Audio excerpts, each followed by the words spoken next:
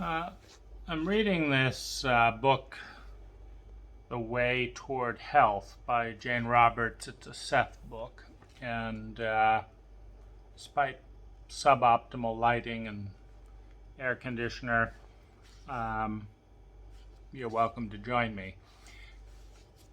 I'm going to read through I've made some bookmarks and quotes and see if you can spot the oddity that I notice in these different quotes. Jane, the channel, Jane wanted a cigarette even though smokes make her cough. She's in the hospital, which is one of the first paradoxes, is she's slowly dying, developing all kinds of symptoms in the hospital as she's channeling this book. No one has done her vitals today, although her temperature has seemed normal. Jane had no idea that Seth was going into that weather stuff. That's the first quote. And I was looking for a quote which I read in the last week, so I was trying to highlight it, where Seth says that beliefs about cigarettes, and he often smokes on Jane's behalf, and Jane smokes seemingly most of the time. Seth said that beliefs that cigarettes are bad can cause more harm than the cigarettes. So he's focusing on beliefs. Here's another quote. When you become too serious, you overwork your intellect and tire your body, for then it seems that your entire life depends upon the reasoning of your intellect alone. So you can possibly notice the gap. Smoking cigarettes is fine if you don't believe that they're bad. But becoming too serious, how much is too serious, is not okay, because then it creates the situation where your entire life seems to depend on it. Here's another one. He's talking about acrobats. Only when they pursue some death-defying career do such individuals feel safe enough to relax otherwise and live a fairly normal life outside of their death-defying careers. I do not mean to pass any moral judgment upon such activities.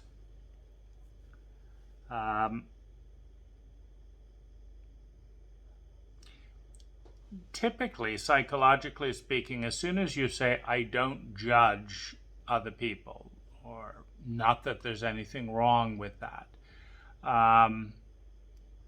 it means you do judge it, because you're drawing notice that I don't judge this particular thing, which seems to bring up judgment by contrast. Often they do permit an extremely keen sense of exuberance and vitality.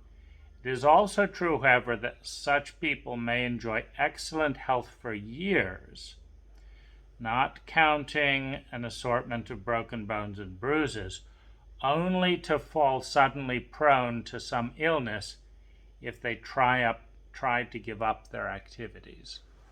So certain types of people are trapeze artists doing death-defying stunts, and they can live normal lives if they risk their life regularly, but if they give up being a trapeze artist, then they may feel suddenly prone to some new disease. Now, you notice the gap there, or this discrepancy. Cigarettes are fine as long as you believe they're fine, but trapeze artists aren't fine because Seth says so. In many instances, people exercise quite simply because they are afraid of what will happen if they don't exercise. Yeah, I think that's perfectly true. They may run to avoid heart disease. Again, perfectly true. Um, for example, while their own fear can help to promote the very eventuality they fear, the body's health is the expression of inner well being.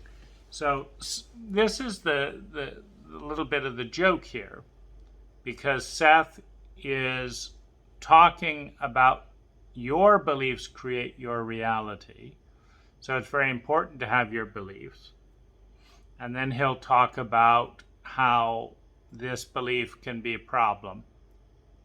But Seth doesn't talk about how his beliefs can be a problem. He will talk about how parents can give unhealthy, limiting beliefs to children, but then he will give beliefs to the reader that are obviously limiting with seeming immunity, and that's kind of the joke about it. The body's health is the expression of inner well-being. Meaning, if you're unhealthy, your inner well being isn't good, according to Seth, right? So, if you believe what Seth is saying, then when you get an outer disease, you will think, well, if Seth's correct, that means I've got an unhealthy inner experience. Well, now you've got to figure out what it is. And as soon as you ask the question or go on the quest, what is my unhealthy experience on the inside that's causing this disease, you will, of course, find an answer. But you wouldn't find an answer if you just said outer things are outer things for their own reasons. And there's nothing wrong with your inner reality just because there's something going on in your outer reality. You see, there's different belief systems, and they lead to different questions, which lead to different answers. So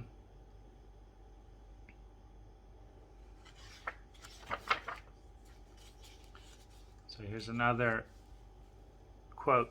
A suggestion like, if you go swimming too soon after lunch, you will drown, is extremely dangerous, for it predicts the behavior of a disastrous nature that would follow almost automatically after the first act is performed. Obviously, children who go into the water right after eating do not all drown.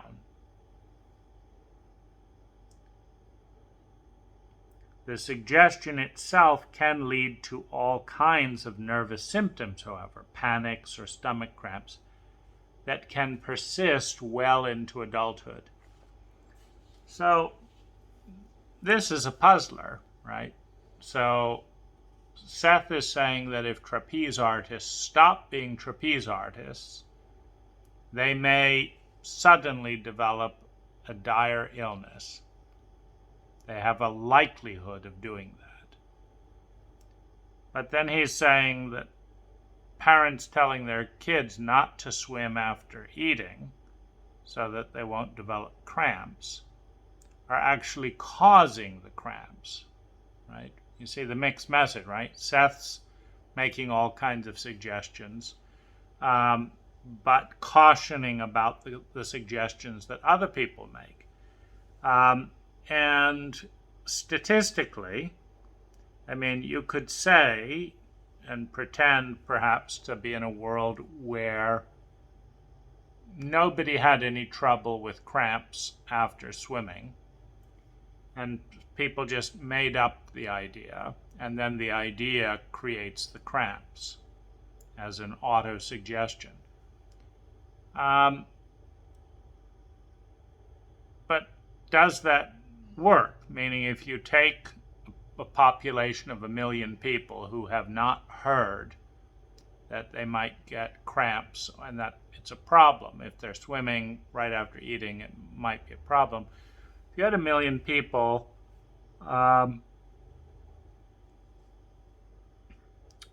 who swim after eating And then you have another million people that don't swim after eating, and there's no autosuggestion.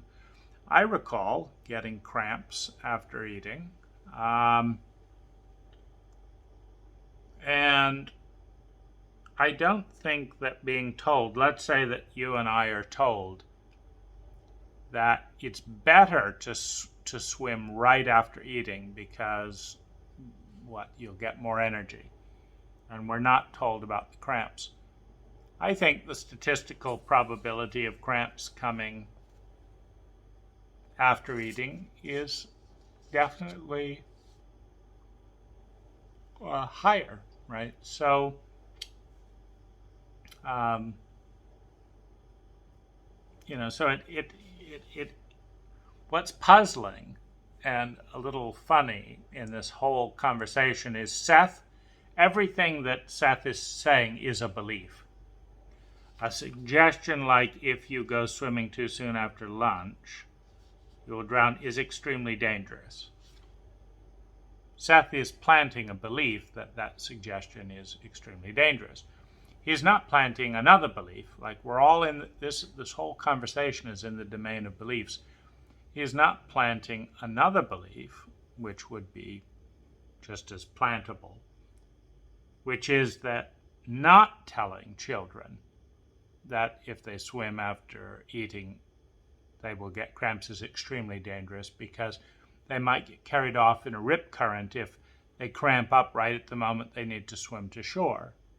Like he could plant that belief that that's extremely dangerous, that people have drowned because of cramps, and to not tell people about that is dangerous. Just like people have died by not wearing seatbelts. So not to point that out to people and just say, yeah, who wants to put on their seatbelt? The same you could say, people have developed cavities if they don't brush their teeth, right? So you should brush your teeth, not because you want to brush your teeth, right? It's never been the highlight of my day. I know what I want to do. I want to brush my teeth. So why am I brushing my teeth? Because I don't want to get cavities, right? And so the question is, if I don't brush my teeth and tell myself that my mouth is clean and healthy, despite eating lots of sugar and flour, highly acidic things, I could tell myself that brushing my teeth is completely unnecessary. It's just, I could also tell myself that putting gasoline in a car is unnecessary, that the car could go without any gasoline, and that it is the suggestion, the belief that a car needs gasoline that makes it necessary. So it's just funny that Seth is planting beliefs while cautioning the reader that planting beliefs in and of itself is often problematic.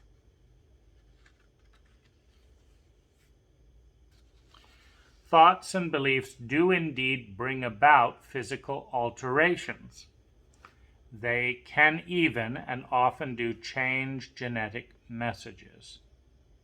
Now here's an interesting thought. If you believe that your thoughts change your genetics, what's your reaction to that? Now, if you listen to the channel's husband, Robert, who's noting all these dictations down, you'll often have him comment throughout the book that he hoped his negative thought about something didn't create the reality. In other words, Seth telling people that their negative thoughts can create a negative reality increases the paranoia of anyone who believes that every time they have a negative thought, right? Because, I don't want to create my reality with this. So thoughts and beliefs do indeed bring about alterations. they can even and often do change genetic messages. Well, if thoughts are so powerful and beliefs are creating reality, and most people do not believe that thoughts create genetic messages, why is Seth's belief that they do creating other people's reality that doesn't, that they don't change reality? Meaning all the radical materialists who believe, and Seth says that the belief is creating the reality, who believe that genetics are genetics and the thoughts don't change reality. Well, why is Seth's belief more important than their belief? Because they believe that genetics are fixed. And Seth's saying, no, they're not. You could change your genetics by changing your thoughts. There are diseases that people believe are inherited, carried from one generation to another by a faulty genetic communication. Obviously, many people with, for example, a genetic heritage of arthritis do not come down with the disease themselves, while others indeed are so afflicted. The difference is one of belief. So, if I have a history, a genetic history of arthritis, and I believe that I'll catch arthritis, I'll catch it. But if I don't believe I'll catch arthritis, then I won't catch it. But if I believe that my beliefs create my reality and that negative thoughts, have influence, then I might become afraid of my negative thoughts because of what I read in Seth and then create a problem. Even at an early age, this is another quote area, even at another age, children joyfully explore all of the possibilities of all sensations possible within their framework. Pain as well as joy, frustration as well as satisfaction, and all the while their awareness is propelled by curiosity, wonder, and joy. See, this is, again, it's a statement or a belief of Seth's. Seth is saying that they're doing this. I don't know that they are or are not doing it. They pick up their first ideas about health and disease from parents and doctors, and by the actions of those people to their own discomfiture. Before they can even see, children are already aware of what their parents expect from them in terms of health and disease, so that early patterns of behavior are formed to which they then react in adulthood. So Seth is saying that children pick up on their parents' beliefs, and then presumably if their parents have negative beliefs about health, the children will. And that if the children have negative beliefs about health, they'll create them. Right? But Seth is believing that and inviting the reader to believe that. Would the reader believe that if Seth didn't invite them to do that? And if they didn't believe it, would it still happen because Seth's beliefs are real, but other people's beliefs are delusions?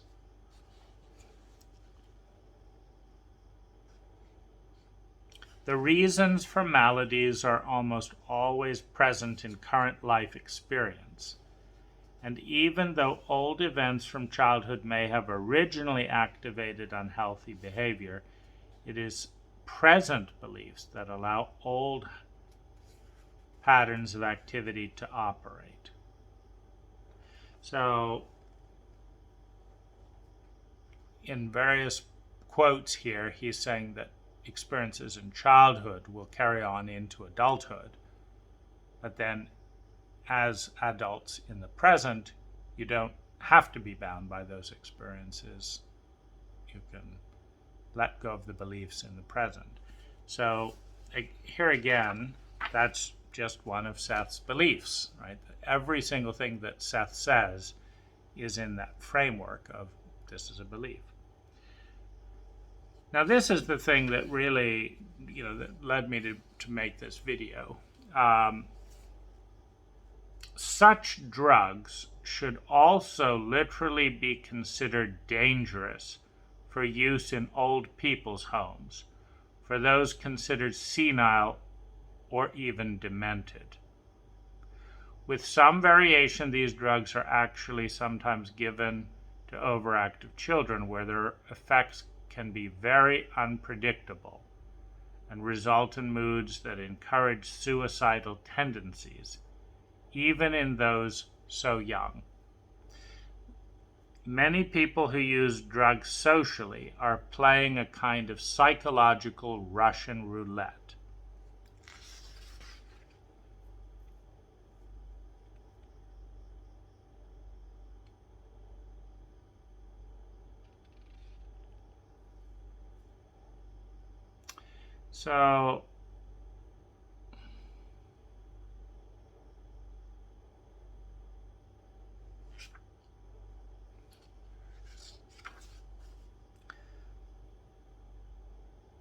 So drugs should be considered dangerous, mind-altering drugs.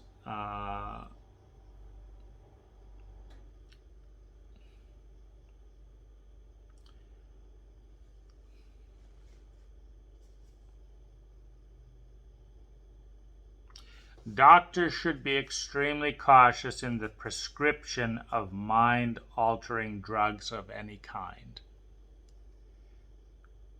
So Seth is saying that the harm of tobacco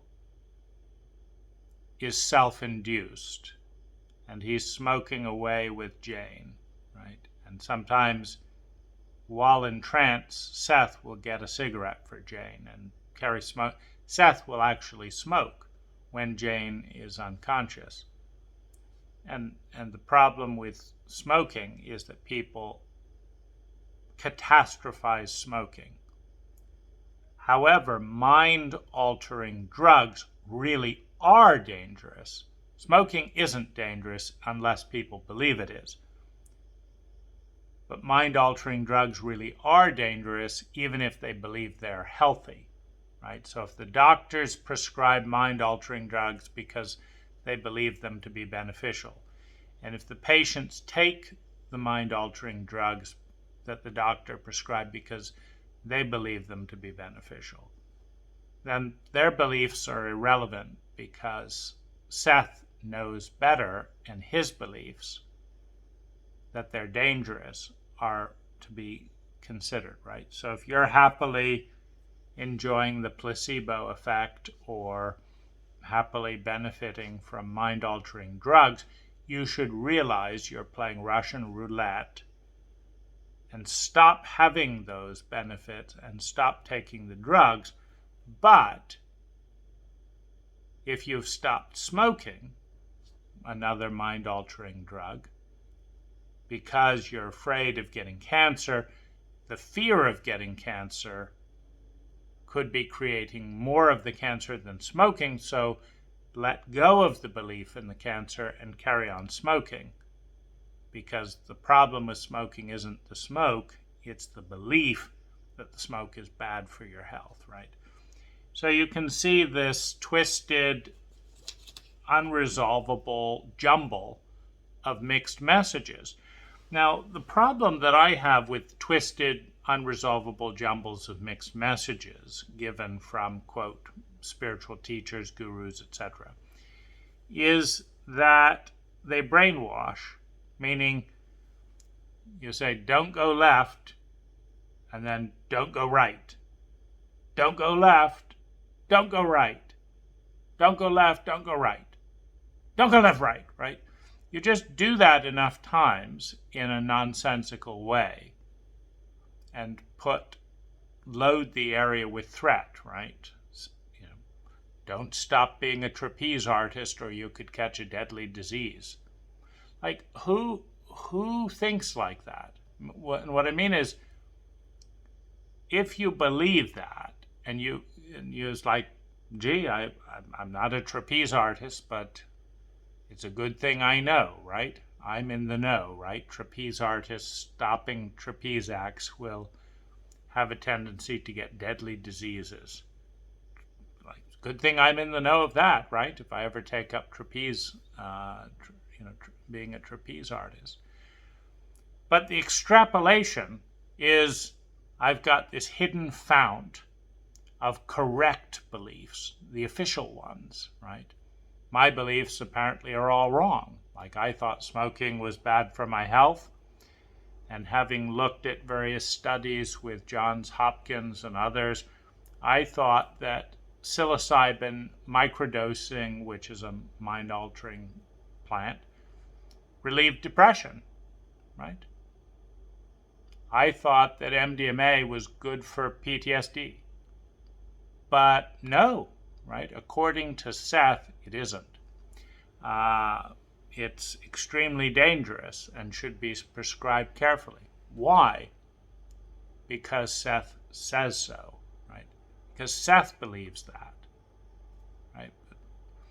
The entire book is constantly saying you create your reality with your beliefs, one.